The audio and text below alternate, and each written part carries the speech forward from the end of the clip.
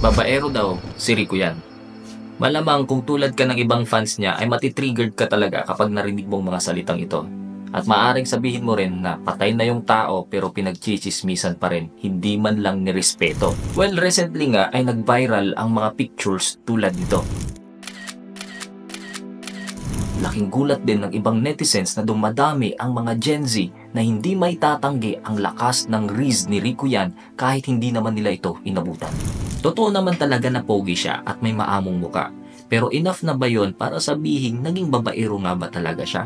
At may mga usap-usapan ng chismis, totoo nga ba daw na siya mismo ang tumapos ng kanyang sariling buhay? This is definitely the undying riz of Rico Yan. Ricardo Carlos Castro yan o mas kilala bilang Rico Yan na pinanganak noong March 14, 1975. Nakilala siyang artista sa mga roles niya na romantic comedies at dramas. Lalong-lalo na sa Got to Believe, Dahil Mahal na Mahal Kita at Madrasta. Pero mas nakilala nga din si Rico Yan bilang leading man ni Claudine Barreto. At dahil sa sobrang ganda ng kanilang chemistry, ay binansagan silang the most famous love team of their time. At kahit ako ay naging fan din ako nung panahon na yon sa sobrang iconic teleserye nila na Mula sa Puso. Naku, napaghahalatan tuloy ang edad natin. Pero hoy, sobrang bata ko pa nung panahon na yon ha.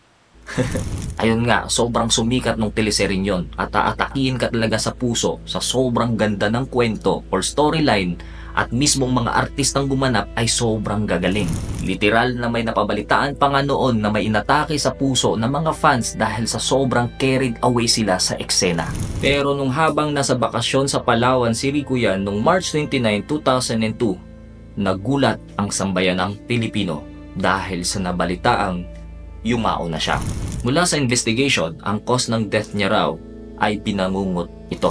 And after his death, lumabas na ang iba't ibang speculations at chismis tungkol sa totoong relasyon nila ni Claudine Barreto at ang totoong dahilan daw ng kanyang pagkamatay.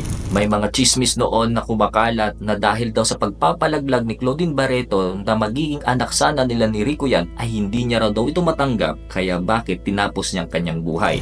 Pero lahat ng ito ay walang concrete evidence. Bago pa man daw din sila mag-shoot ng Got to Believe, ay hiwalay na sila. Isang rason din daw ng hiwalayang ito ay nahuli di umano ni Claudine Barreto sa text si Rico Yan na may ibang babae sa Cebu. Pero ito ay mula lamang sa mga pinagtagpi-tagping mga sinasabi ni Claudine Barreto mula sa kanyang mga interviews. May nakapagsabi nga raw kasi na nung pumunta si Rico Yan sa Cebu ay nakilala niya ang isang babae na naging third party ng Rico-Claudine relationship. Dahil nga rin marahil sa sobrang sikat ni Rico Yan ay hindi talaga makakaligtas ito sa mata ng mga marites.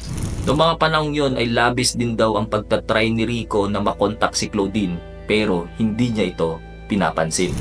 Ito rin ang kumakalat na chismis na dahilan kung bakit hindi kailanman nakalapit si Claudine sa bangkay ni Rico Yan hanggang sa ito ay mailibing dahil hindi raw ito pinayagan ng pamilya ni Rico. Inulan ng pangbabash si Claudine nung mga panahon na yon dahil biniblame siya ng mga tao sa pagkamatay ni Rico. But after so many years ay bigla na lang nag-viral ulit si Rico Yan. Dumami ang naging interested ulit sa kwentong ito. Isa na marahil ang dahilan nito ay ang nangyaring interview ni OG Diaz kay Claudine Barreto. But the whole reason kung bakit nag-viral pa rin si Rico Yan kahit madami sa generation ngayon ang hindi na siya inabutan ay hindi ko pa rin talaga alam. Well, this could prove that Rico Yan has undying riz.